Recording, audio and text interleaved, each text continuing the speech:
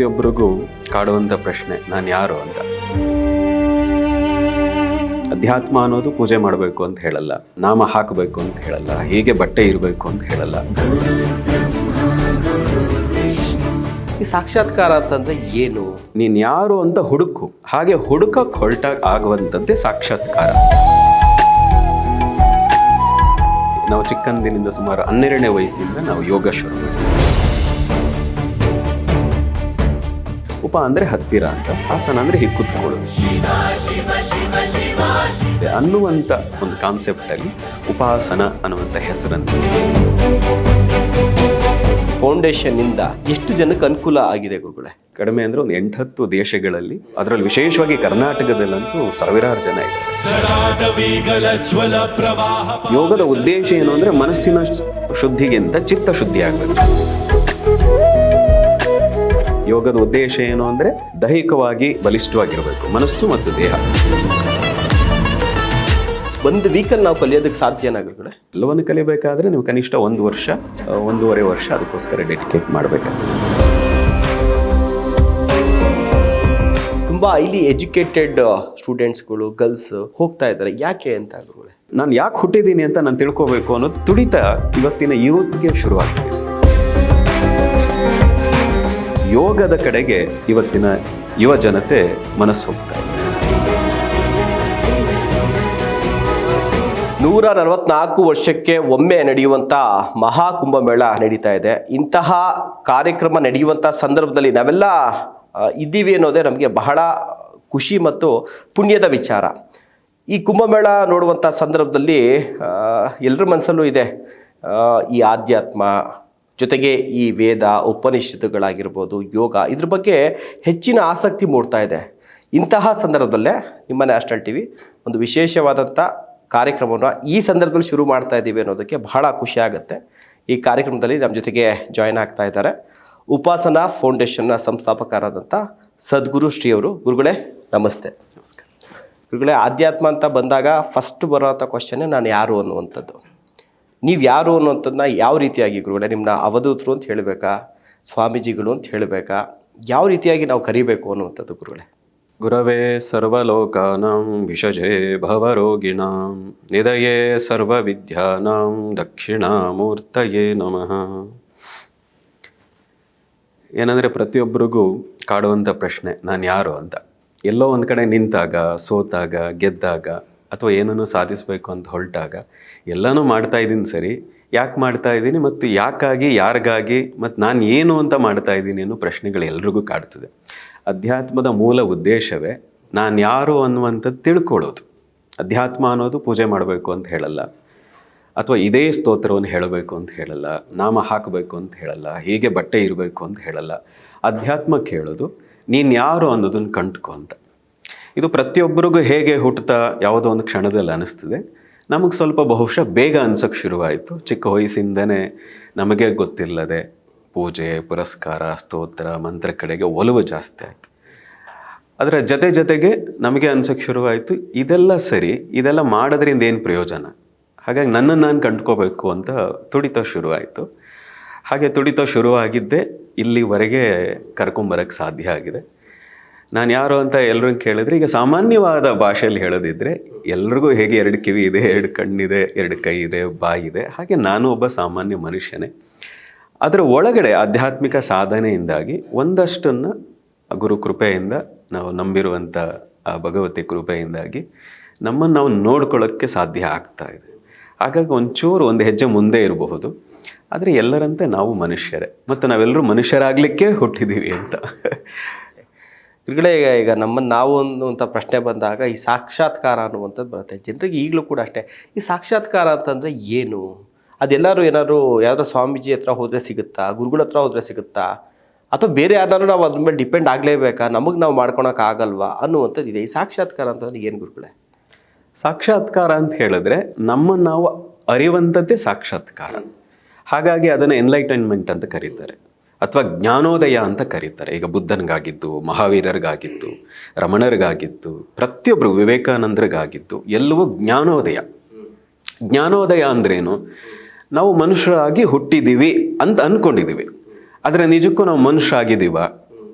ಅಂತ ನಮ್ಮನ್ನು ನಾವು ನೋಡಿಕೊಂಡ್ರೆ ಮನುಷ್ಯರಾಗಿ ಇನ್ನೂ ಆಗಿಲ್ಲ, ಪೂರ್ಣತ್ವವನ್ನು ಗಳಿಸಿಲ್ಲ ಪ್ರತಿಯೊಬ್ಬ ವ್ಯಕ್ತಿ ಕೂಡ. ಹಾಗಾಗಿ ಬೇಂದ್ರೆ ಕೂಡ ಹೇಳೋದು, ಅಥವಾ ಪ್ರತಿಯೊಬ್ಬ ಮನುಷ್ಯ, ಯಾರು ಜ್ಞಾನಿಗಳು ದಾರ್ಶನಿಕರು ಹೇಳ್ತಾರೆ, ನೀನು ಹುಟ್ಟಿರದ ಮನುಷ್ಯನಾಗಲಿಕ್ಕೆ, ನೀನು ಯಾರು ಅಂತ ಅರ್ಥ ಮಾಡ್ಕೊಳ್ಳಿಕ್ಕೆ ಅಂತ. ಹಾಗಾಗಿ ತಂತ್ರದಲ್ಲಿ ಹೇಳೋದು, ಹುಟ್ಟಿದಾಗ ಎಲ್ಲರೂ ಸ್ವಾರ್ಥಕ್ಕಾಗಿ ಹುಟ್ಟುತ್ತಾರೆ. ಅಂದರೆ ನಾನು ತಿನ್ನಬೇಕು, ನಾನು ಚೆನ್ನಾಗಿರಬೇಕು, ನನ್ನ ಕರ್ಮ ಕಳಿಬೇಕು ಅಂತ. ಅಲ್ಲಿಗೆ ನಿಲ್ಲದೆ ನೀನು ಯಾರು ಅಂತ ಹುಡುಕು. ಹಾಗೆ ಹುಡುಕಕ್ಕೆ ಹೊರಟಾಗ ಆಗುವಂಥದ್ದೇ ಸಾಕ್ಷಾತ್ಕಾರ. ಅರ್ಥಾತ್ ನಾನು ಯಾರು ಅನ್ನುವ ಅರಿವು. ಆ ಅರಿವು ಆದಾಗ ಹೇಳುವಂಥ ಶಬ್ದವೇ ಸಾಕ್ಷಾತ್ಕಾರ, ಜ್ಞಾನೋದಯ, ಈ ಶಬ್ದಗಳನ್ನು ಹೇಳ್ತವೆ. ಸಾಕ್ಷಾತ್ಕಾರ ಅಂದರೆ ಆತ್ಮ ಸಾಕ್ಷಾತ್ಕಾರ ಅಂತನಾದ್ರೂ ಕರೀರಿ, ಅಥವಾ ಜ್ಞಾನೋದಯ ಅಂತನಾದ್ರೂ ಕರೀರಿ, ಎಲ್ಲೂ ಒಂದೇ ಕೆಟಗರಿಗೆ ಬರುವಂಥದ್ದು. ನಾನು ಯಾರು ಅನ್ನುವಂಥದ್ದು ಗೊತ್ತಾಗುವಂಥ ಕ್ಷಣ ಏನಿದೆ ಅದಕ್ಕೆ ಸಾಕ್ಷಾತ್ಕಾರ ಅಂತ ಕರೀತಾರೆ. ಹಾಗೆ ಸಾಕ್ಷಾತ್ಕಾರ ಉಂಟಾದ ತಕ್ಷಣ ಎಲ್ಲೂ ಗೊತ್ತಾಗ್ಬಿಡಲ್ಲ. ಈಗ ಪ್ರತಿಯೊಬ್ಬರಿಗೂ ಅನಿಸ್ತದೆ ನಾನು ಹುಟ್ಟಿರೋದು ಇದಕ್ಕಲ್ವೇನೋ ಅಂತ. ಆದರೆ ಯಥಾವತ್ ಅದೇ ಕೆಲಸ ಮಾಡ್ತಾನೆ, ಇಷ್ಟ ಇರಲಿ ಇಷ್ಟ ಇಲ್ಲದೆ ಇರಲಿ. ಪ್ರತಿನಿತ್ಯ ನಾನು ತುಂಬ ಜನ ನೋಡಿದ್ದೀನಿ ಕೆಲಸಕ್ಕೆ ಹೋಗೋರಿಗೆ, ಯಾಕೆ ಹೋಗ್ತೇನೆ ನನ್ನ ಹಣೆ ಬರಹ ಅಂತ. ಯಾಕೆ ನಿಂಗೆ ಖುಷಿ ಇಲ್ವಾ ಅಂದರೆ, ಅಯ್ಯೋ ಏನೋ ಹೊಟ್ಟೆಪಾಡಿಗೆ ಕೆಲಸ ಮಾಡ್ತಾ ಇದ್ದೀನಿ ಅಂತ. ಆದರೆ ಸಾಕ್ಷಾತ್ಕಾರ ಆದವ್ರಿಗೆ ಹೇಗೆ ಅಂದರೆ, ಹೊಟ್ಟೆಪಾಡಿಗಾಗಿ ಕೆಲಸ ಮಾಡಲ್ಲ, ಸಂತೋಷಕ್ಕಾಗಿ ಕೆಲಸ ಮಾಡ್ತಾರೆ. ಅಥವಾ ಆ ಆಧ್ಯಾತ್ಮಿಕ ಪಥದಲ್ಲಿ ಯಾರು ಹೋಗ್ತಾರೆ, ಅದಕ್ಕೆ ಕೃಷ್ಣ ಕೂಡ ಹೇಳೋದು, ಯೋಗ ಅಂದರೆ ಏನು ಅಂದರೆ ಕರ್ಮಸು ಕೌಶಲ, ಕೆಲಸದಲ್ಲಿ ಕೌಶಲ್ಯವನ್ನು ಸಾಧಿಸುವಂಥದ್ದು ಯೋಗ ಅಂತ. ಹಾಗಾಗಿ ಏನು ಕೆಲಸ ಮಾಡ್ತಾನೆ ಅದರಲ್ಲಿ ಸಂತೋಷವನ್ನು ಕಾಣ್ತಾನೆ, ತನ್ನನ್ನು ತಾನು ಕಾಣ್ತಾನೆ. ಯಾವಾಗ ತಾನು ಯಾರು ಅಂತ ಅರಿಯುವಂತಹ ಆ ದಾರಿಯಲ್ಲಿ ಹೋದಾಗ, ಅರ್ಥಾತ್ ಆಧ್ಯಾತ್ಮಿಕ ಮಾರ್ಗದಲ್ಲಿ ಹೋದಾಗ. ಹೀಗೆ ಹೋಗ್ತಾ ಹೋಗ್ತಾ ಯಾವತ್ತೋ ಒಂದು ದಿನ ತಾನು ಯಾರು ಅನ್ನುವಂಥ ಅರಿವು ಆಗ್ತದೆ. ಈಗ ಆಗಬೇಕಾದ್ರೆ ಗುರು ಬೇಕು ಅಂತೇನಿಲ್ಲ, ಅಥವಾ ಯಾರ್ದೋ ಸಹಾಯ ಬೇಕು ಅಂತಿಲ್ಲ. ಆದರೆ ಒಂದು SLC ಪಾಸ್ ಆಗಲಿಕ್ಕೆ 1 ವರ್ಷ ನಾವು ಟೀಚ್ ತಗೊಳ್ತೀವಿ. ಹೌದು, ದಿನಕ್ಕೆ 8 ಗಂಟೆ 10 ಗಂಟೆ ಓದ್ತೀವಿ ಒಂದು SLC ಪಾಸ್ ಆಗಲಿಕ್ಕೆ. PUC ಪಾಸ್ ಆಗಲಿಕ್ಕೆ. ಇನ್ನು UPSC IAS ಈ ಥರ ಹೋದಾಗಂತೂ ನೀವು ದಿನಕ್ಕೆ 10-15 ಗಂಟೆ ಅದಕ್ಕೋಸ್ಕರ ಡೆಡಿಕೇಶನ್ ಮಾಡ್ತೀರಿ. ಮತ್ತು ಅರ್ಥ ಆಗಲ್ಲ ಅಂತ ಯಾರ ಹತ್ರನೋ ಒಂದು ಕೋಚಿಂಗ್ ಸೆಂಟರ್ಗಳಿಗೆ ಹೋಗ್ತೀರಿ. ಇನ್ನು ಅಧ್ಯಾತ್ಮ ಅನ್ನೋದು ಅಷ್ಟು ಕಾಂಪ್ಲಿಕೇಟೆಡ್ಡು ಅಲ್ಲ. ಆದರೆ ಇನ್ನೂ ನಿಮ್ಮ ಜೀವನಕ್ಕೆ ಸುಲಭ ಮಾಡ್ಕೋಬೇಕು ಅಂತಿದ್ರೆ ಒಬ್ಬ ಗುರು ಇದ್ದರೆ, ಒಬ್ಬ ಮಾರ್ಗದರ್ಶಕ ಇದ್ದರೆ, ಈ ದಾರಿಲಿ ಹೋದರೆ ಸುಲಭ ಅನ್ನೋದು ಗೊತ್ತಾಗ್ತದೆ. ಇಲ್ಲದೆ ಇದ್ದರೆ ಸುತ್ತಾಗ್ತಾನೆ ಇರ್ತೀವಿ, ಅದೇ ಜಾಗದಲ್ಲಿ ಹೊಡಿತಾ ಇರ್ತೀವಿ, ಆ ರಿಯಲೈಸ್ ಆಗ್ಲಿಕ್ಕೆ ಟೈಮ್ ತೊಗೊಂಡ್ಬಿಡ್ತದೆ. ಹಾಗಾಗಿ ಯಾರ್ದಾದ್ರೂ ಮಾರ್ಗದರ್ಶನ ಇದ್ದರೆ ಇನ್ನು ಸುಲಭ ಅನ್ನೋ ಕಾರಣಕ್ಕೋಸ್ಕರವಾಗಿ ಗುರು ಪದ್ಧತಿ ಅನ್ನೋದು ಈ ದೇಶದಲ್ಲಿದೆ. ಪ್ರಪಂಚದಲ್ಲಿ ಎಲ್ಲಿಯೂ ಇಲ್ಲ ಗುರು ಪದ್ಧತಿ ಅನ್ನೋದು. ಆ ಗುರುವಿಗೆ ನಾವು ಗುರು ಸಾಕ್ಷಾತ್ ಪರಬ್ರಹ್ಮ ಅಂತ ಹೇಳುವಷ್ಟರ ಮಟ್ಟಿಗೆ ಆ ಗುರುತತ್ವಕ್ಕೆ ವ್ಯಕ್ತಿಯಾಗಿ ನೋಡಲ್ಲ ಯಾರನ್ನು ನಾವು. ಗುರು ಅಂದ ತಕ್ಷಣ ಅದೊಂದು ತತ್ವ, ಅದೊಂದು ಶಕ್ತಿ ಅನ್ನೋ ರೀತಿಯಲ್ಲಿ ನೋಡ್ತೀವಿ. ಹಾಗಾಗಿ ಗುರು ಅನ್ನುವಂಥವ್ರು ಇದ್ದರೆ ನಮಗೆ ಸುಲಭವಾಗಿ ನಮ್ಮನ್ನು ನಾವು ತಿಳಿಲಿಕ್ಕೆ, ಅರ್ಥ ಮಾಡಿಸ್ಲಿಕ್ಕೆ, ಆ ಮಾರ್ಗದಲ್ಲಿ ಹೋಗು ಅಂತ ಹೇಳಲಿಕ್ಕೆ ಇನ್ನು ಸುಲಭ ಆಗ್ತದೆ. ಮತ್ತು ನಮ್ಮ ಜೊತೆಗೆ ಯಾರೋ ಇದ್ದಾರೆ ಅನ್ನುವಂಥ ಒಂದು ಕಾನ್ಫಿಡೆನ್ಸ್ ಬರುತ್ತಲ್ಲ. ಯಾರು ಇಲ್ಲ ಅಂದಾಗ ಅನಾಥ ಪ್ರಜ್ಞೆ, ಎಲ್ಲೋ ಒಂದು ಕಡೆಗೆ ನಾನು ಸರಿ ಇದ್ದೀನ, ಸರಿಯಾಗಿ ಸಾಧನೆ ಮಾಡ್ತಾ ಇದ್ದೀನ, ಈ ಥರದ ಗೊಂದಲಗಳು ಬಂದುಬಿಡ್ತವೆ. ಅದನ್ನೆಲ್ಲ ನಿವಾರಣೆ ಮಾಡಲಿಕ್ಕೆ ಒಬ್ಬ ಗುರು ಇದ್ದರೆ ಸಾಕ್ಷಾತ್ಕಾರ ಅನ್ನೋದು ತುಂಬ ಸುಲಭವಾದ ದಾರಿ ಆಗ್ತದೆ. ಗುರುಗಳೇ, ನೀವು ಹೇಳಿದ್ರ ಒಂದು ಗುರು ಜೊತೆಗೆ ಅದಕ್ಕೆ ಒಂದು ಸ್ಥಳ, ಅದಕ್ಕೆ ಒಂದು ಗೈಡ್ ಮಾಡೋದಕ್ಕೆ ಅಂತೇಳಿ ಗುರು ಅಂತ ಹೇಳಿದ್ರಿ. ಸೊ ಈ ಕಾನ್ಸೆಪ್ಟಲ್ಲೇ ಉಟ್ಕೊಂಡಿದ್ದ ಉಪಾಸನ ಫೌಂಡೇಶನ್ ಗುರು? ಒಂದು ರೀತಿಯಲ್ಲಿ ಉಪಾಸನ ನಾವು ಚಿಕ್ಕಂದಿನಿಂದ ಸುಮಾರು 12ನೇ ವಯಸ್ಸಿಂದ ನಾವು ಯೋಗ ಶುರು ಮಾಡಿದ್ದು. ಆಸನ ಹುಡುಗಾಟಿಗೆ ಶುರು ಮಾಡಿದ್ದು, ಏನು ಸೀರಿಯಸ್ ಆಗಿ ಏನಿಲ್ಲ. ಈಗ ಯಾರ್ಯಾರು ಏನೇನೋ ಮಾಡ್ತಾರೆ, ಅವ್ರ ಮುಂದೆ ನಾನು ಇನ್ನೇನು ಸ್ಪೆಷಲ್ ಅಂತ ಅನ್ಕೋಬೇಕು, ತೋರಿಸ್ಬೇಕು ಅನ್ನೋದಕ್ಕೋಸ್ಕರ ಯೋಗ ಶುರು ಮಾಡಿದ್ದು, ಹುಡುಗಾಟಿಗೆ ಶುರು ಮಾಡಿದ್ದು. ಸುಮಾರು ಒಂದು 10-15 ವರ್ಷದವರೆಗೂ ನಿಲ್ಲಿಸೋದು, ಶುರು ಮಾಡೋದು, ಈ ಥರದ್ದೆಲ್ಲ ನಡೀತಾ ಇತ್ತು. ಆದರೆ ಹೀಗೆ ಮಾಡ್ತಾ ಮಾಡ್ತಾ ಅದರಲ್ಲೊಂದು ಸೀರಿಯಸ್ನೆಸ್ ಬಂತು, ಇದರಲ್ಲಿ ಇನ್ನೂ ಏನೋ ಇದೆ ಅಂತ. ಹಾಗೆ ಅದರಲ್ಲಿ ಬೇರೆ ಬೇರೆಯ ಮೊಗಲುಗಳನ್ನು ನೋಡ್ತಾ ಹೋದಂತೆ ನಮಗೊಂದಷ್ಟು ಅನುಭವಗಳಾಯಿತು, ದಿವ್ಯತೆಯನ್ನು ಕಾಣುವಂಥ ಸಾಧ್ಯತೆ ಆಯಿತು. ಅದು ಕಾಣಿಸಿದಾಗ ಒಂದು 10 ಜನಕ್ಕೆ ಹೇಳಕ್ಕೆ ಶುರು ಮಾಡಿದಾಗ, ಅರೆ ನಮ್ಮ ಜೀವನಕ್ಕೆ ತುಂಬ ಸಹಾಯ ಆಯಿತು, ಇದಕ್ಕೆ ನೀವೇನಾದರೂ ಸರಿಯಾದ ಮಾರ್ಗದಲ್ಲಿ ಇನ್ನೂ 10 ಜನಕ್ಕೆ ನೀವು ಹೇಳ್ಕೊಡೋಕ್ಕೆ ಸಾಧ್ಯ ಆದರೆ, ಮತ್ತು ಜನ ನಂಬಬೇಕಾದ್ರೆ ಅದಕ್ಕೇನೋ ಒಂದು ಬ್ಯಾನರ್ ಬೇಕು. ಆ ಬ್ಯಾನರ್ ಅಡಿನಲ್ಲಿ ನೀವು ಹೇಳೋಕ್ಕೆ ಶುರು ಮಾಡಿದರೆ ಜನಕ್ಕೆ ಇನ್ನೂ ಹೆಚ್ಚು ಜನಕ್ಕೆ ನೀವು ತಲುಪ್ತೀರಿ ಅಂತ ನಮ್ಮ ಯಾರು ಹತ್ತಿರಕ್ಕೆ ಬಂದರು ಅವರೆಲ್ಲ ಹೇಳೋಕ್ಕೆ ಶುರು ಮಾಡಿದರು. ಈಗ ಹೇಳೋಕ್ಕೆ ಶುರು ಮಾಡಿದಾಗಲೇ ನಾವು ಅಂದ್ಕೊಂಡದ್ದು ಉಪಾಸನ ಅನ್ನುವಂಥ ಒಂದು ಹೆಸರು. ಉಪ ಅಂದರೆ ಹತ್ತಿರ ಅಂತ, ಆಸನ ಅಂದರೆ ಹೀಗೆ ಕೂತ್ಕೊಳ್ಳೋದು. ನೀವು ಕೇಳಿದ್ರಲ್ಲ ಗುರು ಬೇಕಾ ಅಂತ. ಉಪ ಅಂದರೆ ಹತ್ತಿರ, ಆಸನ ಅಂದರೆ ಕೂತ್ಕೊಳ್ಳೋದು. ನಮ್ಮನ್ನು ನಾವು ನಮ್ಮ ಹತ್ತಿರಕ್ಕೆ ನಾವು ಆಗಬೇಕು. ಈಗ ನಾವು ಮನಸ್ಸು ಆತ್ಮ ಎಲ್ಲ ಒಂದು ರೀತಿ ಚದುರು ಹೋದಾಗ ಆಗ್ಬಿಟ್ಟಿದೆ. ಪೂರ್ತಿ ಅದನ್ನು ಒಂದು ಕಡೆಗೆ ತಂದು ನಮ್ಮ ಅಂತರ್ಮುಖಿ ಆಗಬೇಕು. ಆ ಅಂತರ್ಮುಖಿ ಆಗಬೇಕಾದ್ರೆ, ನಮ್ಮ ಹತ್ರಕ್ಕೆ ನಾವು ಆಗಬೇಕಾದ್ರೆ ಇನ್ಯಾರದೋ ಹತ್ರಕ್ಕಾಗಿ ಅವರ ಮಾರ್ಗದರ್ಶನ ನಾವು ಪಡಿಬೇಕು. ಹಾಗಾಗಿ ಮೊದಲು ಗುರುವಿನ ಮಾರ್ಗದರ್ಶನದಿಂದ ಗುರುವಿನ ಹತ್ರ ಆಗು. ಆ ಗುರುವಿನ ಹತ್ರ ಆಗ್ತಾ ಆಗ್ತಾ ನಿನ್ನ ಹತ್ರಕ್ಕೆ, ನಿನ್ನ ಒಳಗೆ ನೀನು ಹೋಗ್ಲಿಕ್ಕೆ ಸಾಧ್ಯ ಆಗ್ತದೆ ಅನ್ನುವಂಥ ಒಂದು ಕಾನ್ಸೆಪ್ಟಲ್ಲಿ ಉಪಾಸನ ಅನ್ನುವಂಥ ಹೆಸರನ್ನಿಟ್ಟು. ಗುರುಗಳೇ, ಎಷ್ಟು ವರ್ಷ ಆಯಿತು ಈ ಫೌಂಡೇಶನ್ ಶುರುವಾಗಿ? ಈ ಫೌಂಡೇಶನ್ನಿಂದ ಎಷ್ಟು ಜನಕ್ಕೆ ಅನುಕೂಲ ಆಗಿದೆ ಗುರುಗಳೇ? ನಾವು ಇಷ್ಟೇ ಜನಕ್ಕಾಗಿದೆ ಅಂತ ನಾವು ಇದುವರೆಗೆ ಅದೇನು ಕೌಂಟ್ ಮಾಡಿಲ್ಲ. ಸಾಮಾನ್ಯವಾಗಿ ನಮ್ಮ ಪ್ರತಿ ಶಿಬಿರಕ್ಕೆ 100 ಜನ ಬರ್ತಾರೆ. ಬಹುಶಃ ಇದು ಈಗ ಆಲ್ರೆಡಿ ಒಂದು 16-17 ವರ್ಷ ಆಯಿತು ಈ ಥರ ಕಾರ್ಯಕ್ರಮ ನಾವು ಶುರು ಮಾಡಿ. ಅಧಿಕೃತವಾಗಿ ರಿಜಿಸ್ಟ್ರೇಷನ್ ಉಪಾಸನ ಅಂತ ಒಂದು ಅಧಿಕೃತವಾಗಿ ಆಗಬೇಕು ಅನ್ನೋಕ್ಕೋಸ್ಕರ 2012ರಲ್ಲಿ ಅದನ್ನು ಅಧಿಕೃತ ಬ್ಯಾನರ್ ಮಾಡಿದ್ದು. ಆದರೆ ಅದಕ್ಕೂ 4-5 ವರ್ಷಕ್ಕೆ ಮುಂಚೆಯಿಂದ ಈ ಶಿಬಿರಗಳು, ಕಾರ್ಯಾಗಾರಗಳು, ಸ್ಪಿರಿಚುವಲ್ ಕಾರ್ಯಕ್ರಮಗಳನ್ನು, ಡಿಸ್ಕೋರ್ಸ್ಗಳನ್ನು ನಾವು ಮಾಡ್ತಾ ಬಂದಿದ್ದು. ಹಾಗಾಗಿ ಅಲ್ಲಿಂದ ನೋಡಿದ್ರೆ ಇವತ್ತಿಗೆ ಸುಮಾರು ಒಂದು 8-10, ಕಡಿಮೆ ಅಂದರೆ ಒಂದು 8-10 ದೇಶಗಳಲ್ಲಿ, ಅದರಲ್ಲಿ ವಿಶೇಷವಾಗಿ ಕರ್ನಾಟಕದಲ್ಲಂತೂ ಸಾವಿರಾರು ಜನ ಇದ್ದಾರೆ. ಅದರ ಉಪಯೋಗ ಪಡೆದಂಥವ್ರು, ಲಾಭ ಪಡೆದಂಥವ್ರು ಮತ್ತು ಪಡಿತಾ ಇರುವಂಥವ್ರ ಸಂಖ್ಯೆ ಅಷ್ಟೇ ದೊಡ್ಡದಿದೆ. ಮತ್ತು ಆ ರೀತಿ ಲಾಭ ಪಡೆದಂಥವರೇ ಈಗ ಉಪಾಸನೆಯನ್ನು ನಡೀತಾ ಇದೆ. ನಾವೇನು ಅಧಿಕೃತವಾಗಿ ನಾವೇ ಒಂದು ಮುಖವಾಣಿ ಬೇಕು ಅಂತ ನಾವು ಇದೀವಷ್ಟೇ. ಆದರೆ ಎಲ್ಲವನ್ನು ನಡೆಸುವಂಥದ್ದು ಸ್ವಯಂ ಸೇವಕರೇ. ನಾವು ಅವರನ್ನು ಶ್ರೀ ಉಪಾಸಕರು ಅಂತ ಕರಿತೀವಿ. ಪ್ರತಿಯೊಂದು ಕಾರ್ಯವನ್ನು ನೋಡ್ಕೊಳ್ಳುವಂಥದ್ದೆಲ್ಲೂ ಕೂಡ ವಾಲಂಟಿಯರ್ ಆಗಿ ಒಂದಷ್ಟು ಜನ ಪ್ರತಿ ಜಿಲ್ಲೆಗಳಲ್ಲಿ, ಕೆಲವು ದೇಶಗಳಲ್ಲಿದ್ದಾರೆ. ಅವರೇ ಆ ಕಾರ್ಯಕ್ರಮಗಳನ್ನು ನಿಯೋಜನೆ ಮಾಡೋದು, ಯೋಚನೆ ಮಾಡೋದು, ಆಯೋಜನೆ ಮಾಡೋದು ಎಲ್ಲೂ ಅವರೇ ನಡೆಸ್ಕೊಂಡು ಹೋಗ್ತಾ ಇದ್ದಾರೆ. ಕಾರ್ಯಾಗಾರದಲ್ಲಿ ಏನೇನೆಲ್ಲ ಇರುತ್ತೆ ಅನ್ನುವಂಥದ್ದು ಗುರುಗಳೇ? ಏನಂದರೆ, ನಾವು ಸಾಧನೆ ಮಾಡಬೇಕಾದ್ರೆ ನಮಗೆ ಎಲ್ಲಿ ಎಡುವುದು, ಎಲ್ಲಿ ಬಿದ್ವು ಅಂತ ನಮಗೆ ನಾವು ನೋಡಿಕೊಂಡಾಗ, ಎಲ್ಲಿ ಬಿದ್ದು ಹೇಗೆ ಅದನ್ನು ನಾವು ಮತ್ತೆ ಮೇಲೆದ್ದು ಸಾಧನೆ ಮಾಡೋಕ್ಕೆ ಸಾಧ್ಯ ಆಯಿತು ಅಂತೆಲ್ಲ ನೋಡಿದಾಗ ಮನಸ್ಸು, ದೇಹ, ಆತ್ಮ ಇದರ ಉನ್ನತಿ ಆಗಬೇಕು. ಅಲ್ಲೇ ನಾವು ಬೆಳಿತೀವಿ. ವಿಶೇಷವಾಗಿ ಮನಸ್ಸು ಮತ್ತು ದೇಹದಲ್ಲಿ, ಆರೋಗ್ಯದ ವಿಷಯದಲ್ಲಿರ್ಬೋದು, ಮಾನಸಿಕವಾದ ಬೇರೆ ಬೇರೆ ಜಂಜಾಟದ ವಿಷಯದಲ್ಲಿರ್ಬೋದು. ಹಾಗಾಗಿ ನಮ್ಮ ಉಪನಿಷತ್ತುಗಳು, ಯೋಗ ವಾಸಿಷ್ಠ, ಭಗವದ್ಗೀತೆ, ಏನು ನಮ್ಮ ಶಾಸ್ತ್ರಗಳೇ ಏನೇನು ಹೇಳ್ಕೊಂಬಂದು ಅದರ ಆಧಾರದ ಮೇಲೆ ಮನಸ್ಸಿಗೆ ಸಂಬಂಧಪಟ್ಟಂಥ ಕಾರ್ಯಾಗಾರಗಳು, ಮನಸ್ಸಿನ ಉನ್ನತಿಯನ್ನು ಹೇಗೆ ಮಾಡ್ಕೋಬೇಕು, ಮನಸ್ಸನ್ನು ನಮಗೆ ಬೇಕಾದಂತೆ ನಾವು ಹೇಗೆ ತಯಾರಿ ಮಾಡ್ಕೋಬಹುದು, ಅದಕ್ಕೆ ಮನಸ್ಸಿಗೆ ನಾವು ತರಬೇತಿ ಕೊಟ್ಟರೆ, ಇದುವರೆಗೆ ನಾವು ಬೇರೆ ಬೇರೆ ಅದನ್ನು ನೋಡೇ ತಾನೇ ನಾವು ಬೆಳೆದಿದ್ವಿ. ನಮ್ಮ ಹೆಸರಿಂದ ಹಿಡಿದು ನಾನು ಯಾರು ಅಂತ ಬೇರೆಯವ್ರು ಯಾರಾದರೂ ಕೇಳಿದ್ರೆ, ನಿಮ್ಮ ಹೆಸರು ಏನು, ನೀವು ಯಾರು ಅಂತ ಕೇಳಿದ್ರೆ, ಬೇರೆಯವ್ರ ಅಪ್ಪ ಅಮ್ಮನೋ ಸ್ನೇಹಿತರು ಹೆಸರುಗಳಿಂದನೇ ನಾವು ಗುರುತಿಸ್ತೀವಿ. ಅಂದರೆ ಚಿಕ್ಕಂದಿನಿಂದ ಏನು ನೋಡ್ತೀವಿ, ಏನು ಕಲಿತೀವಿ, ಏನನ್ನ ನಾವು ಯೋಚನೆ ಮಾಡ್ತೀವಿ, ಅದರ ಆಧಾರದ ಮೇಲೆ ನಾವು ಬದುಕ್ತಾ ಇರ್ತೀವಿ, ನಮ್ಮ ಬದುಕನ್ನು ಕಟ್ಕೊಳ್ತೀವಿ. ಅದನ್ನೇ ಯೋಗ ವಾಸಿಷ್ಠ ಇರ್ಬೋದು, ಭಗವದ್ಗೀತೆ ಇರ್ಬೋದು, ಯಾಜ್ಞವಲ್ಕರ ಎಷ್ಟೋ ಕೃತಿಗಳಿರ್ಬೋದು ಹೇಳ್ತಾ ಬಂದಿದೆ. ಅದರ ಆಧಾರದ ಮೇಲೆ ಮನಸ್ಸಿನ ಉನ್ನತಿಗಾಗಿ ಮನೋಶಕ್ತಿ ಇರ್ಬೋದು, ಯೋಗ ನಿದ್ರಾ ಅನ್ನುವಂಥ ಕಾರ್ಯಾಗಾರ ಇರ್ಬೋದು. ದೈಹಿಕವಾಗಿ ಬಲಿಷ್ಠವಾಗಿರಬೇಕು ಮನಸ್ಸು ಮತ್ತು ದೇಹ. ಯೋಗದ ಉದ್ದೇಶ ಏನು ಅಂದರೆ, ಮನಸ್ಸು ಮತ್ತು ದೇಹ ಬೇರೆ ಅಲ್ಲ, ಒಟ್ಟೊಟ್ಟಿಗೆ ಸಾಗಿದ್ರೆ ಮಾತ್ರ ನಾವು ಏನನ್ನಾದರೂ ಸಾಧಿಸ್ಲಿಕ್ಕೆ ಸಾಧ್ಯ. ದೇಹ ವೀಕ್ ಇದ್ದು ಮನಸ್ಸು ಸ್ಟ್ರಾಂಗ್ ಇದ್ದರೂ, ಮನಸ್ಸು ಎಷ್ಟೇ ಕೆಲಸ ಮಾಡಿದ್ರೆ ದೇಹ ಸ್ಪಂದಿಸ್ತೇ ಇದ್ದರೂ ಕೆಲಸ ನಡೆಯಲ್ಲ.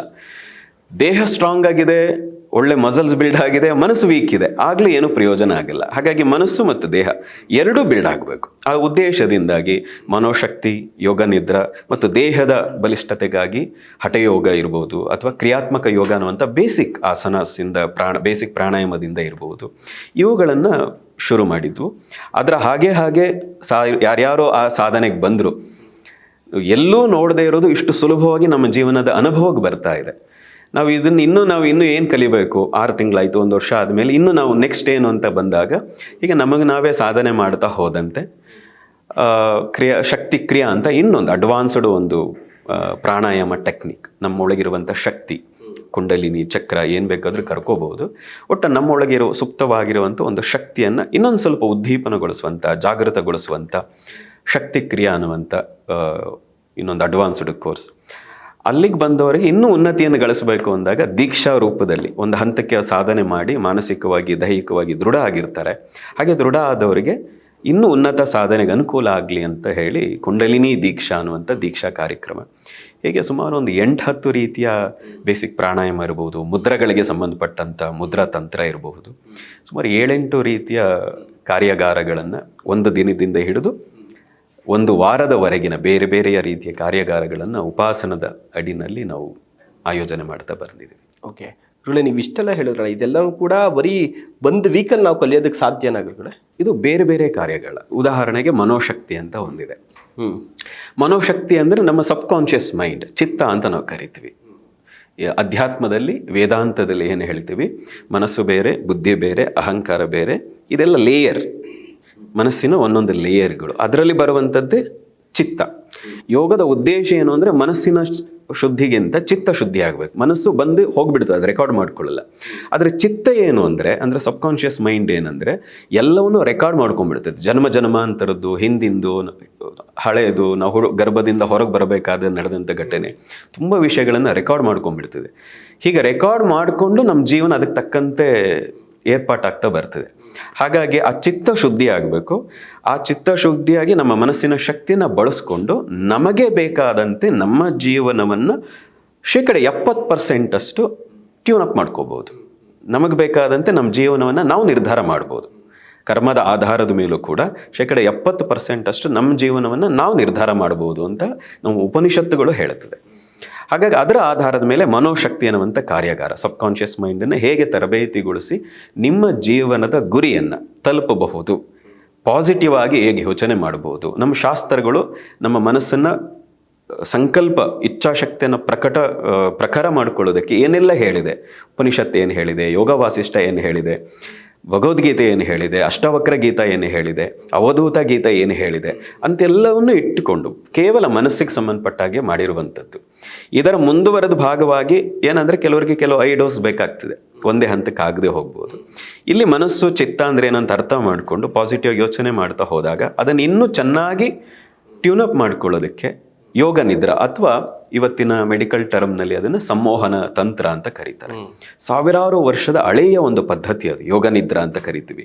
ಸ್ವಾಮಿ ಸತ್ಯಾನಂದ ಸರಸ್ವತಿಗಳು ಹೇಳ್ತಾರೆ, ಅವರೇ ಪ್ರಯೋಗ ಮಾಡಿದ್ದನ್ನು. ಒಬ್ಬ ಸಾಮಾನ್ಯ ಮನುಷ್ಯ, ಹುಡುಗನಾಗಿದ್ದು ವಿಶೇಷವಾಗಿ ಒಂದು 18-16 ವರ್ಷದ ಹುಡುಗನಿಂದ ಮನಸ್ಸಿಗೆ ತರಬೇತಿ ಕೊಡ್ತಾ ಹೋದರೆ ಏನನ್ನು ಬೇಕಾದರೂ ಅವನ ಜೀವನದಲ್ಲಿ ಸಾಧಿಸೋ ಹಾಗೆ ಮಾಡಬಹುದು. ಹಾಗೆ ಮಾಡಲಿಕ್ಕೆ ಅವರು ಪ್ರಯೋಗ ಮಾಡಿದ್ದನ್ನು ಅವರು ತುಂಬ ಕಡೆ ಹೇಳಿದ್ದಾರೆ. ಇದೆಲ್ಲದರ ಆಧಾರದ ಮೇಲೆ ಹಿಪ್ನೋಸಿಸ್ ಅನ್ನುವಂಥ ಅಥವಾ ಸಂಮೋಹನ ತಂತ್ರ ಅನ್ನುವಂಥ, ಅಥವಾ ಯೋಗದ ಭಾಷೆಯಲ್ಲಿ ಯೋಗ ನಿದ್ರಾ ಅಂತ ಕರಿತೀವಿ. ನಿಮಗೆ ನೀವೇ ಯೋಗ ನಿದ್ರಾ ಸ್ಥಿತಿಗೆ ಹೋಗಿ ಹೇಗೆ ನಿಮ್ಮ ಜೀವನದ ಬೇಡದ್ದನ್ನು ತೆಗೆದುಹಾಕಿ ಬೇಕಾದದ್ದನ್ನು ನಿಮಗೆ ನೀವೇ ಇನ್ಸ್ಟಾಲ್ ಮಾಡ್ಕೊಳ್ಳೋದು. ಹೇಗೆ ಮೊಬೈಲ್ ಇದೆ, ಮೊಬೈಲ್ನಲ್ಲಿ ಬೇಕಾದ ಆ್ಯಪನ್ನು ಇಟ್ಕೊಂಡು ಬೇಡದ್ದನ್ನು ಅನ್ಇನ್ಸ್ಟಾಲ್ ಮಾಡೋದು. ಈಗ ಏನಾಗ್ಬಿಟ್ಟಿದೆ ನಮ್ಮ ಲೈಫಲ್ಲಿ, ಬೇಡದೇನು ಇರುವಂಥ ವಿಷಯಗಳನ್ನೇ ನಾವು ಇಟ್ಕೊಂಡಿದ್ದೀವಿ. ಬೆಳಗ್ಗೆಯಿಂದ ಸಂಜೆವರೆಗೆ ನಮ್ಮ ಬಗ್ಗೆ ನಾವು ಯೋಚನೆ ಮಾಡೋದಕ್ಕಿಂತ ಬೇರೆಯವ್ರು ಏನು ಹೇಳಿದ್ರು, ಬೇರೆಯವ್ರು ಹೀಗೆ ತೆಗಳಿದ್ರು, ಬೇರೆಯವ್ರು ಏನೆಲ್ಲ ನಮ್ಮ ಜೀವನಕ್ಕೆ ತೊಂದರೆ ಕೊಟ್ಟರು ಅಂತ ಯೋಚನೆ ಮಾಡಿಕೊಂಡು ನಮ್ಮ ಜೀವನನ ನಾವೇ ನರಕ ಮಾಡ್ಕೊಳ್ತಾ ಇದ್ದೀವಿ.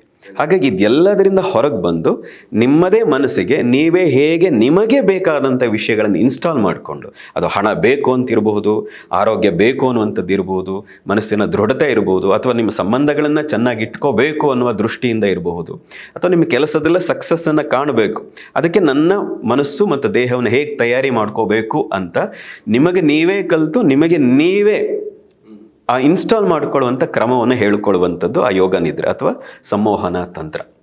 ಒಟ್ಟಾರೆ ಸಿಂಪಲಾಗಿ ಹೇಳೋದಿದ್ರೆ, ಬೇರೆಯವ್ರ ಜೊತೆ ಜಾಸ್ತಿ ಮಾತಾಡ್ತಾ ಇದ್ದೀರಿ, ನಿಮ್ಮದೇ ಮನಸ್ಸಿನ ಜೊತೆ ನೀವು ಹೇಗೆ ಮಾತಾಡಿದ್ರೆ ನಿಮ್ಮ ಮನಸ್ಸು ನಿಮ್ಮ ಮಾತು ಕೇಳುತ್ತದೆ ಅಂತ ಹೇಳಿಕೊಡುವಂಥ ಒಂದು ಅದ್ಭುತವಾದಂಥ ನಮ್ಮ ಪ್ರಾಚೀನ ವಿದ್ಯೆ. 64 ವಿದ್ಯೆಗಳಲ್ಲಿ ಅದು ಅತ್ಯಂತ ಅದ್ಭುತವಾದಂಥ ವಿದ್ಯೆ, ಸಂಮೋಹನ ವಿದ್ಯೆ ಅಂತಲೇ ಅದನ್ನು 64 ವಿದ್ಯೆಯಲ್ಲಿ ಕರೀತಾ ಇದ್ರು.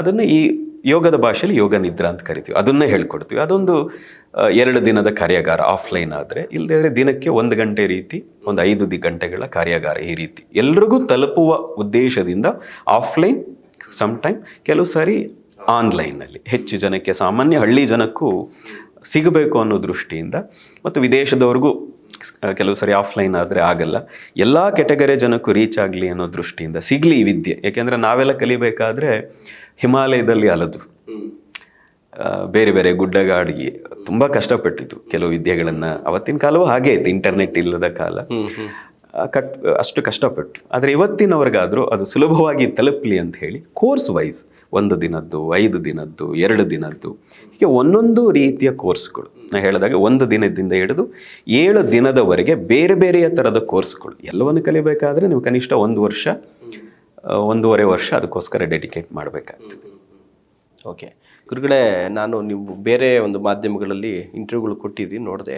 ಕೆಲವರು ಸಾಕಷ್ಟು ಜನ ಕಮೆಂಟ್ಗಳನ್ನ ಹಾಕಿದ್ರು.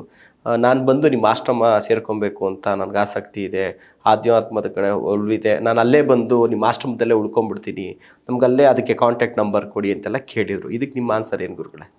ಏನಂದರೆ, ಮೊದಲು ಯಾವುದಾದ್ರೂ ಒಂದು ಸಣ್ಣ ಕಾರ್ಯಾಗಾರದಲ್ಲಿ ಭಾಗವಹಿಸಿ ಅಲ್ಲಿ ಕಲೀರಿ. ಇಲ್ಲಿ ಒಂದು ಸತ್ಯ ಇದೆ, ಇಲ್ಲೊಂದು ತಾಕತ್ತಿದೆ, ಅಂದರೆ ಒಂದು ಒಳ್ಳೆ ಪ್ರಾಮಾಣಿಕತೆ ಇದೆ ಅಂತ ಅನಿಸ್ದಾಗ ಮುಂದಿನ ದಿನದಲ್ಲಿ ನೋಡೋಣ.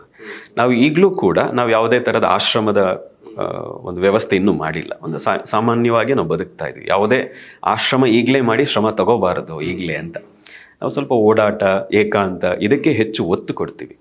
ಯಾವುದೋ ಒಂದು ಕಾರ್ಯಕ್ರಮ ಮುಗಿದ ಮೇಲೆ ಒಂದಷ್ಟು ದಿನ ಏಕಾಂತದಲ್ಲಿ ಇದ್ಬಿಡ್ತೀವಿ. ಹಾಗಾಗಿ ಇನ್ನೂ ಕೂಡ ಆಶ್ರಮದ ಇನ್ನೂ ಈಗ ಚಟುವಟಿಕೆಗಳು ಶುರು ಆಗಿದೆ, ಮುಂದಿನ ದಿನದಲ್ಲಿ ಆದಷ್ಟು ಬೇಗ ಆಗಬಹುದು. ಹಾಗಾಗಿ ಆದಾಗ ನೋಡೋಣ. ಆದರೆ ಪ್ರಾರಂಭದಲ್ಲಿ ನೀವು ಸಾಧಕರಾಗಕ್ಕೆ ಆ ದಾರಿಗೆ ಬನ್ನಿ. ಒಂದು ಸಣ್ಣ ಸಣ್ಣ ಕಾರ್ಯಾಗಾರ ಇದೆ, ಮನೋಶಕ್ತಿ ಒಂದೇ ದಿನದ ಕಾರ್ಯಾಗಾರ, ಅಥವಾ ಮುದ್ರಾ ವಿಜ್ಞಾನ ಒಂದು 3 ಗಂಟೆಗಳ ಕಾರ್ಯಾಗಾರ, ಹೀಗೆ ಯಾವುದಾದ್ರೂ ಮತ್ತು ಬೇಸಿಕ್ ಆದಂಥ ಕಾರ್ಯಾಗಾರಗಳು ಭಾಗವಹಿಸಿ ಇಲ್ಲಿ ಸಾಧನೆ ಮಾಡ್ತಾ ಹೋದರೆ, ಈ ಗುರುಗಳ ಮಾರ್ಗದರ್ಶನದಲ್ಲಿ ಸಾಧನೆ ಮಾಡ್ತಾ ಹೋದರೆ ನಾನು ಏನನ್ನೋ ಜೀವನದ ಉದ್ದೇಶವನ್ನು ತಲುಪಲಿಕ್ಕೆ ಸಾಧ್ಯ ಅಂತ ನಿಮಗೆ ಅನಿಸಿದಾಗ ಮುಂದೆ ನೋಡೋಣ. ಗುರುಗಳೇ, ನಿಮ್ಮ ಕಾರ್ಯಾಗಾರಗಳು ಎಲ್ಲೆಲ್ಲಾಗುತ್ತೆ, ಹೇಗೆ ಮಾಹಿತಿನ ಪಡ್ಕೊಳೋದು ಗುರುಗಳೇ? ಹೇಗಿರುತ್ತೆ? ಒಂದು ತಿಂಗಳಲ್ಲಿ ಎಷ್ಟು ಕಾರ್ಯಾಗಾರಗಳಿರುತ್ತೆ? ಸಾಮಾನ್ಯವಾಗಿ ನಾವು ಇವಾಗ ಮೊದಲೇ ಹೇಳಿದಾಗ ತಿಂಗಳಿಗೆ ಒಂದೇ ಒಂದು ಕಾರ್ಯಾಗಾರಗಳು ಮಾಡ್ತೀವಿ. ಆದರೆ ಇತ್ತೀಚಿನ ದಿನದಲ್ಲಿ ಪ್ರತಿ ಜಿಲ್ಲೆಗಳಿಗೂ ತಲುಪಬೇಕು ಅನ್ನೋ ದೃಷ್ಟಿಯಿಂದ ಕಳೆದ ವರ್ಷ ನಾವು ಒಂದು ಕಾರ್ಯಕ್ರಮದಲ್ಲಿ ಮಾತಾಡ್ತಾ ಹೇಳಿದ್ದು, ನಮ್ಮ ಶ್ರೀ ಉಪಾಸಕರು ಅದನ್ನು ಸೀರಿಯಸ್ ಆಗಿ ತಗೊಂಡು ಪ್ರತಿ ಜಿಲ್ಲೆಯಲ್ಲಿ ಕೂಡ ಈ ವಿಶೇಷವಾಗಿ ಮನೋಶಕ್ತಿ ಕಾರ್ಯಾಗಾರವನ್ನು ಪ್ರತಿ ಜಿಲ್ಲೆಯಲ್ಲಿ ಶುರು ಮಾಡಿದ್ದಾರೆ. ಮೊನ್ನೆ ದೊಡ್ಡಬಳ್ಳಾಪುರದಲ್ಲಾಯಿತು, ಈಗ ಫೆಬ್ರವರಿ 9ಕ್ಕೆ ಸುಳ್ಯದಲ್ಲಿ ನಡೀತಾ ಇದೆ ದೊಡ್ಡ ಮಟ್ಟದಲ್ಲಿ, ಫೆಬ್ರವರಿ 16ಕ್ಕೆ ಮೈಸೂರಿನಲ್ಲಿ ನಡೀತಾ ಇದೆ. ಈಗ ಆಫ್ಲೈನಲ್ಲಿ ಒಂದೇ ದಿನದ ಬೆಳಗ್ಗೆಯಿಂದ ಸಂಜೆವರೆಗಿನ ಕಾರ್ಯಾಗಾರ ಈಗ ಆಲ್ರೆಡಿ ನಡೀತಾ ಇದೆ, ಅದಕ್ಕೆ ತಯಾರಿಗಳು. ಅದಲ್ಲದೆ ಬೇರೆ ಬೇರೆಯ ಕಾರ್ಯಾಗಾರಗಳನ್ನು ನಾವು ಒಂದು ರೆಸಾರ್ಟ್ ರೀತಿಯ ಕಾರ್ಯ ಮಾಡ್ತೀವಿ, 3 ದಿನದ್ದು 4 ದಿನದ್ದು ಕೂಡ. ಸ್ಪಿರಿಚುವಲ್ ಏನು ಆಶ್ರಮಗಳಿದೆ ಅದೇ ಜಾಗದಲ್ಲಿ ನಮ್ಮದು ಆ ವ್ಯವಸ್ಥೆ ಇಲ್ಲದೆ ಇರೋದ್ರಿಂದ ಅಲ್ಲಿ ಅದನ್ನು ಕೂಡ ಅನೌನ್ಸ್ ಮಾಡಿ ನಾವು ನಮ್ಮದೊಂದು ವಾಟ್ಸಪ್ ಗ್ರೂಪ್ಗಳಲ್ಲಿ, ನಮ್ಮ ಫೇಸ್ಬುಕ್ಕಲ್ಲಿ, ಯೂಟ್ಯೂಬ್ಗಳಲ್ಲಿ ಕೂಡ ಮತ್ತು ನಿಮ್ಮ ಮೀಡಿಯಾಗಳಲ್ಲೂ ನಾವು ಸಾಧ್ಯವಾದಷ್ಟು ಅದನ್ನು ಹೆಚ್ಚು ಜನಕ್ಕೆ ತಲುಪಲಿ ಅಂತ ಉದ್ದೇಶ ಇಟ್ಕೊಂಡಿದ್ದೀವಿ. ಅಲ್ಲಿ ಡೇಟು ಅಥವಾ ನಮ್ಮ ಫೋನ್ ನಂಬರ್ಗಳನ್ನು, ನಮ್ಮ ವಾಲಂಟಿಯರ್ಸ್ ಫೋನ್ ನಂಬರ್ಗಳನ್ನೆಲ್ಲ ಹಾಕಿದಾಗ ಕಾಂಟ್ಯಾಕ್ಟ್ ಮಾಡಿದರೆ ಅವರು ಮುಂದಿನ ಮಾರ್ಗದರ್ಶನವನ್ನು ಮಾಡ್ತಾರೆ. ಗುರುಗಳೇ, ಇತ್ತೀಚಿನ ದಿನಗಳಲ್ಲಿ ಈ ಥರ ಆಧ್ಯಾತ್ಮಕ್ಕೆ ಏನೋ ಒಂದು ಸಾಕ್ಷಾತ್ಕಾರ ಪಡಿಬೇಕು ಅಂತೇಳಿ ತುಂಬ ಇಲ್ಲಿ ಎಜುಕೇಟೆಡ್ ಸ್ಟೂಡೆಂಟ್ಸ್ಗಳು, ಗರ್ಲ್ಸ್ ಹೋಗ್ತಾ ಇದ್ದಾರೆ. ಯಾಕೆ ಅಂತ ಗುರುಗಳೇ? ನೋಡಿ, ಇದು ತುಂಬ ಫಾಸ್ಟ್ ಲೈಫ್ ಇವಾಗ ನಡೀತಾ ಇರೋದು. ಈಗೆಲ್ಲರೂ ಹೇಳ್ತಾರೆ ಎಲ್ಲವೂ ಫಾಸ್ಟ್ ಆಗಿಬಿಡಿದೆಯಪ್ಪ ಅಂತ, ಎಲ್ಲ ಇನ್ಸ್ಟೆಂಟ್ ಫುಡ್ಡು, ಎಲ್ಲವೂ ಬೇಗ ಬೇಕು ಅಂತ. ಹಣಕಾಸಿನ ವ್ಯವಸ್ಥೆ ಕೂಡ ನೀವು ಒಂದು 30-40 ವರ್ಷಗಳ ಹಿಂದೆ ನೀವು 1,100 ರೂಪಾಯಿ ದುಡಿಬೇಕಾದ್ರೂ ತುಂಬ ಶ್ರಮ ಹಾಕಬೇಕಾಗಿತ್ತು. ಆದರೆ ಈಗ ಒಂದು 20 ವರ್ಷದಿಂದ ಈ ಕಡೆ ಗ್ಲೋಬಲೈಸೇಷನ್ ನಂತರದಲ್ಲಿ ಹಣಕಾಸಿನ ವ್ಯವಸ್ಥೆ ಇರ್ಬೋದು, ಈಗ ಇಂಟರ್ನೆಟ್ ಬಂದ ಮೇಲಂತೂ ಪ್ರಪಂಚವನ್ನು ನೋಡೋ ರೀತಿ ಇರ್ಬೋದು, ಎಲ್ಲವೂ ಬದಲಾಗಿದೆ. ಇದೆಲ್ಲವನ್ನು ನೋಡ್ತಾ ಜನಕ್ಕೆ ವಾಟ್ ನೆಕ್ಸ್ಟ್ ಅಂತ ಶುರು ಆಗ್ತದೆ. ಈಗ ಹಣ ಬರ್ತಾ ಇದೆ, ಹೆಸರು ಬರ್ತಾ ಇದೆ, ಬೆಳಗ್ಗೆಯಿಂದ ಸಂಜೆವರೆಗೆ ಕೆಲಸ ಮಾಡ್ತೀವಿ, ಇಷ್ಟು ಶ್ರಮ ಹಾಕ್ತಾ ಇದ್ದೀವಿ, ಇಷ್ಟೆಲ್ಲ ಮಾಡಿದ್ಮೇಲೆ ಏನು ಯಾಕಾಗಿ ಮಾಡ್ತಾ ಇದ್ದೀನಿ ಅಂತ ತನಗೆ ಶುರು ಆಗ್ತದೆ. ರಾತ್ರಿ ಕೂತಾಗ ಏನಪ್ಪ ಬೆಳಗ್ಗೆಯಿಂದ ಇಷ್ಟು ಕಷ್ಟಪಡ್ತಾ ಇದ್ದೀನಿ, ಇಷ್ಟು ದುಡಿತಾ ಇದ್ದೀನಿ, ಇಷ್ಟು ಏನಾದರೂ ಹೆಚ್ಚು ಕಡಿಮೆ ಆದರೆ ಇಷ್ಟೆಲ್ಲ ದುಡಿದದ್ದೇನು ಪ್ರಯೋಜನ? ಈ ರೀತಿ ಅವರವರಿಗೆ ಇವತ್ತಿನ ಯೂತ್ಗಳಿಗೆ ಬರ್ತಾ ಇದೆ ಇದು.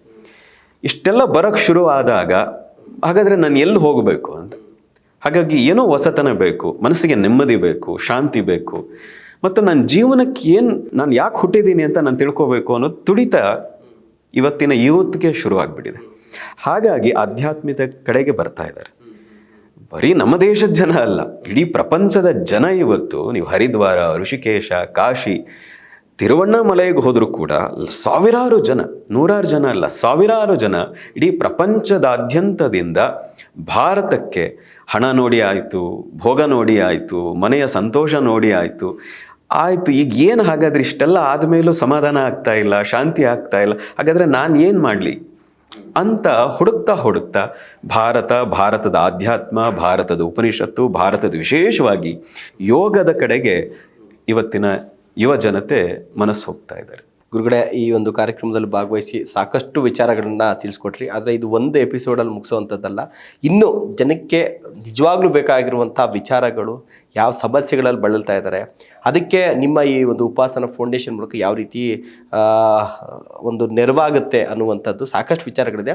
ಮುಂದಿನ ಎಪಿಸೋಡ್ಗಳಲ್ಲಿ ಖಂಡಿತ ಆ ವಿಚಾರಗಳನ್ನ ತೆಗೆದುಕೊಂಡು ನಿಮ್ಮ ಮುಂದೆ ಬರ್ತೀನಿ ಅಂತ ಹೇಳ್ತಾ ಕಾರ್ಯಕ್ರಮದಲ್ಲಿ ಭಾಗವಹಿಸಿದ್ದಕ್ಕೆ ಧನ್ಯವಾದಗಳು ಗುರುಜಿ. ನಿಮಗೂ ಕೂಡ ಧನ್ಯವಾದಗಳು. ಓಕೆ ವೀಕ್ಷಕರೇ, ನೋಡಿದ್ರಲ್ಲ, ಇದು ಆ ಉಪಾಸನ ಫೌಂಡೇಶನ್ ಹೇಗೆ ಶುರುವಾಯಿತು, ಉಪಾಸನ ಫೌಂಡೇಶನ್ ಏನು ಕೆಲಸ ಕಾರ್ಯಗಳನ್ನು ಮಾಡ್ತಾ ಇದೆ, ಅದರಲ್ಲಿ ಗುರುಗಳ ಪಾತ್ರ ಏನಿದೆ, ಸೊ ಅದರಲ್ಲಿ ಯುವ ಜನತೆ ಏನನ್ನು ಕಲಿಬೇಕು ಅನ್ನುವಂಥದ್ದು, ಯಾವ್ಯಾವ ರೀತಿಯಾದಂಥ ಅಲ್ಲಿ ಈ ಒಂದು ಕಾರ್ಯಾಗಾರದಲ್ಲಿ ಏನೆಲ್ಲ ಹೇಳ್ಕೊಡಲಾಗುತ್ತೆ, ಎಲ್ಲ ಒಂದು ಮಾಹಿತಿಗಳನ್ನು ಕೊಟ್ಟಿದ್ದಾರೆ.